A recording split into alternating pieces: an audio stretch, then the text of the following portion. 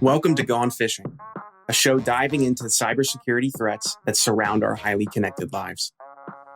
Every human is different. Every person has unique vulnerabilities that expose them to potentially successful social engineering. On this show, we'll discuss human vulnerability and how it relates to unique individuals. I'm Connor Swalm, CEO of FinSecurity, and welcome to Gone Fishing.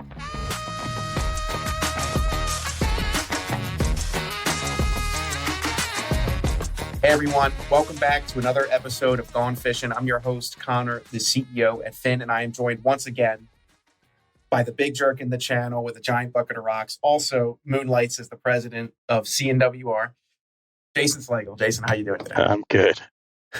If you haven't watched the first episode, go do that because that's where you'll understand the reference that I just made. And I don't know that I want Jason trying to explain that again. So today we're going to talk about third-party risks. So what is a third-party risk? What's the definition? Let's start there for the folks. Yeah, so I consider third-party risk supply chain risks, or basically risks that come from vendors that you happen to use, or even vendors of your vendors, or if you develop software like Fin, the third-party risk could be the downstream components that you end up bundling into your software package. Oh yeah. So for those of you who maybe don't understand software, the software you write is often comprised of other pieces of software that other people have written. And if there is a vulnerability in any one of those little tiny pieces of software, I immediately go to node modules, node packages. If there's a vulnerability in one of those, well, like millions of people use those, so there's a big problem. But that would make our app vulnerable as well. Yep. And there's a couple really famous examples of that on the software side, one of which was, I forget what the actual name of the package was, but this was like basically a pretty print or some sort of other utility function, a node module that had been abandoned by the author. Somebody took over the GitHub channel, released a new version of it, and actually made this new version of it specifically to steal crypto wallets from one particular crypto exchange. And as it turns out, that software package, via a dependency of a dependency of a dependency, like four or six levels deep, ended up getting pulled into every single React app that was out on the internet, right? So it's definitely in some of the ecosystems, and I pick on JavaScript a lot because it's big there. In some of those ecosystems, there are dozens, if not hundreds. I think there's like 400 packages when you type React up that you end up getting from Node. So yeah, that's third-party risk. They're not the only third-party risk on our side of the house. Like as an MSP, third-party risk could be like my vendors, Fin, like you're a third-party risk to me. ConnectWise, other vendors that I happen to use. So if a vendor gets compromised, then you have the potential to get compromised. And we saw that with the Kaseya VSA hack. 100%. Yeah, we saw that. And they're not always that bad, right? So from my perspective, it's like you're a relatively low risk to me, although not a zero risk, because you have the unique ability to inject mail into Office 365 boxes. So the power you use for good could be used for a ridiculously large amount of evil, because you bypass everything and just inject stuff straight into the mailbox. So that is a risk that I consider when I allowed that. Yep. Well, that's also why we have separate privileges for the user sync and the mail injection. That was the feedback we got, probably from you, actually, now that I mention it. Probably that was from me. Yeah. Hey, there's a way to separate these. You should probably take it. It was probably from Kelvin, but yes, I would have mentioned the same thing. Yeah. No, it's really interesting. That's actually one of the reasons we started Fin, was like, wow, phishing people is really fun. Let's just not go to jail for it. Yeah. And so it's like, okay, we can do this in the sake of preventing social engineering. That's why we started. Yeah. So let's think about two different groups of people. There's the I want to call it like the end client, and there's MSPs, and then there's the MSPs clients. How does third-party risk impact them differently? How should they be thinking about it? They impact both groups in different but related ways, right? So from an end user perspective, the MSP is a third-party risk, right? They have their downstream chain of things, right? But if you're hiring an MSP, you have to understand that you're only ever going to be as secure. So I'm on the end user side here. You're only ever going to be as secure as that MSP is, right? Because that MSP in most cases carries all of the keys to every one of your boxes, right? They have passwords. They may have vendor managements and vendor engagements. They have access to your email and all of the boxes inside of it, right? And sometimes companies get a little uncomfortable about that. It's like, well, you can read your email. I'm like, yeah, and you think I got better things to do than maybe reading your email? Like it comes with an implicit level of trust, right? But as an end user, you really need to consider that. More importantly, that's not the only third party risk. Like a thing that we find very commonly, especially with certain software industries, is uh,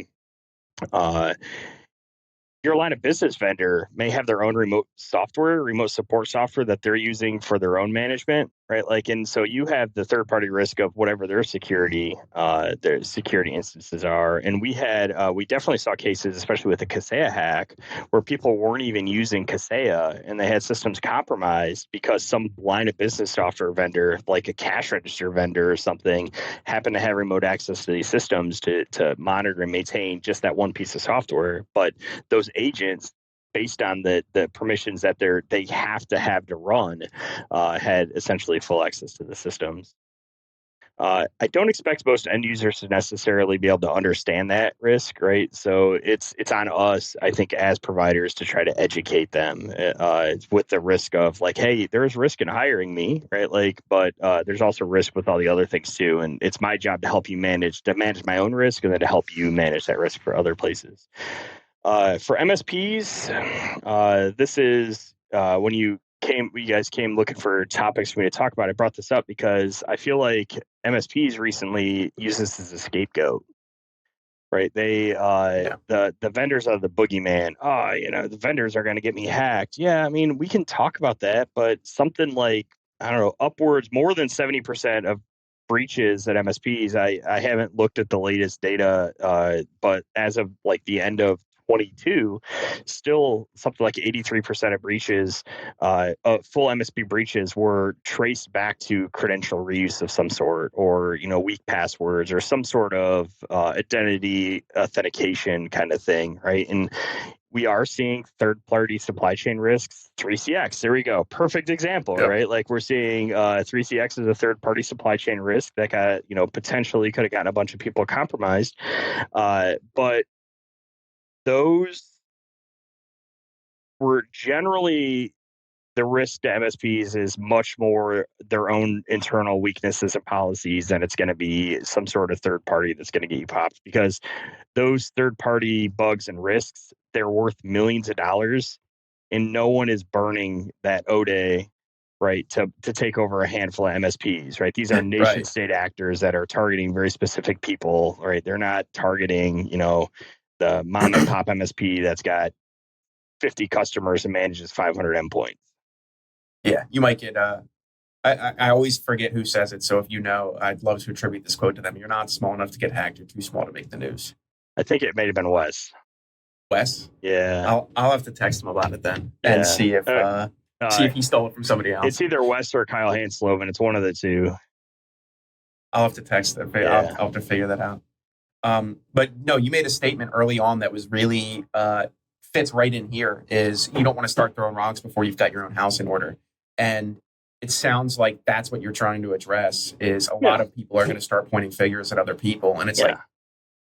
like, you point one finger at somebody else, you got three pointed back at you. Kind of, I know that's Yeah, cheesy, but no, it's one of those things that it's really easy, right? So I sit, and as we were prepping for this episode, I kind of talked about this a little bit, but I sit on like the various advisory councils for security stuff in the MSP space, and one of the first things that when one of these spins up, and there I've seen several come and go, that gets asked is like, hey, we need a questionnaire for our vendors that we can follow, or hey, we need we know what can we do to ensure that our vendors aren't going to get us all hacked. And yeah, that's well and good, but like start with your own basic cyber hygiene, and then once you have that under wraps, then let's consider the third party risk there, and then just evaluate that risk, right? Like I I've had a couple vendors like looking to get me to do things recently, right? And I won't you you really have to provide a lot of value right now for me to install another agent on systems I manage.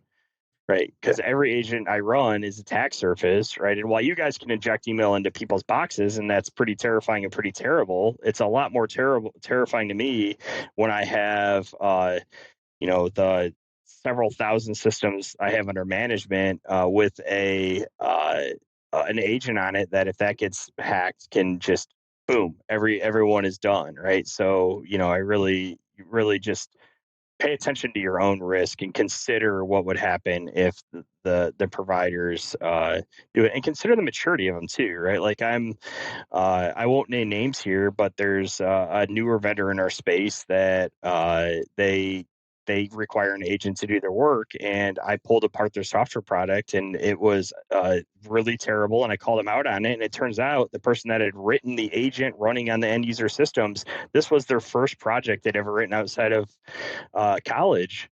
And so this is like a new developer that's writing software that's running his like NT Authority system on end user workstations, and there were issues with it. And so while I think MSP shouldn't ignore the third party risk, they should consider it as part of a broader spectrum, and they should inventory, their service providers and what they have access to, and then just address them as needed.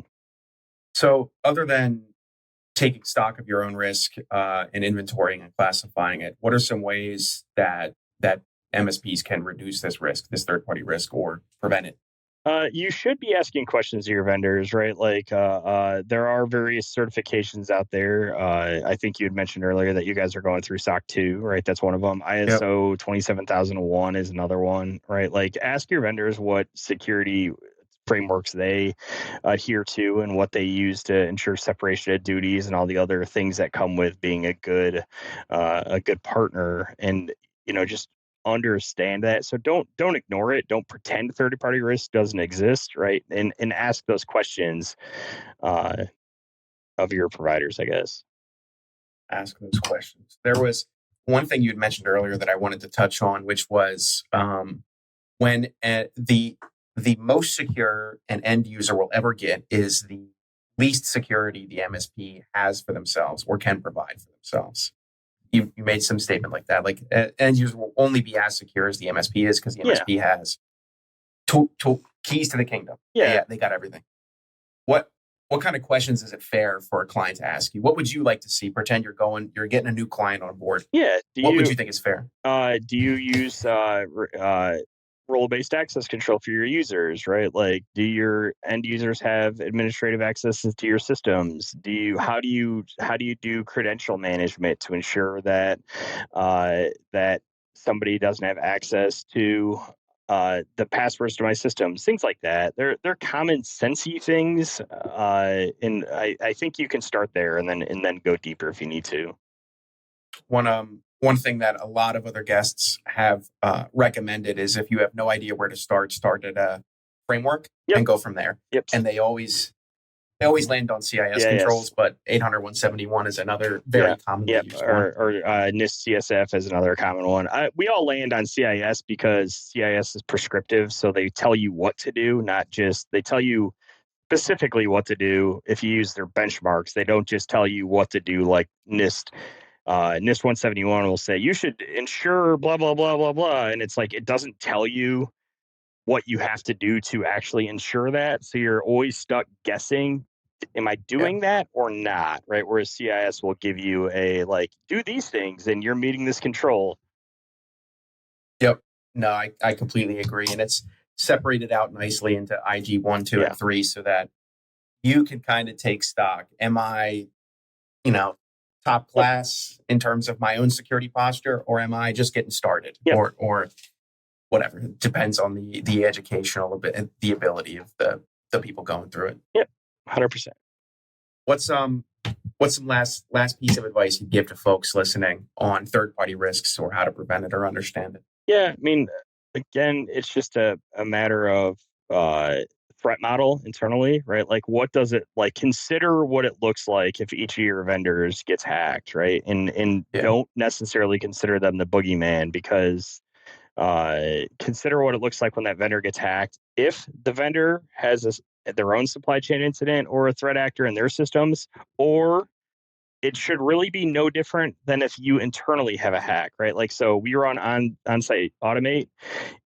I don't care if ConnectWise gets hacked, or I don't care if my automate gets hacked. My actions are the same.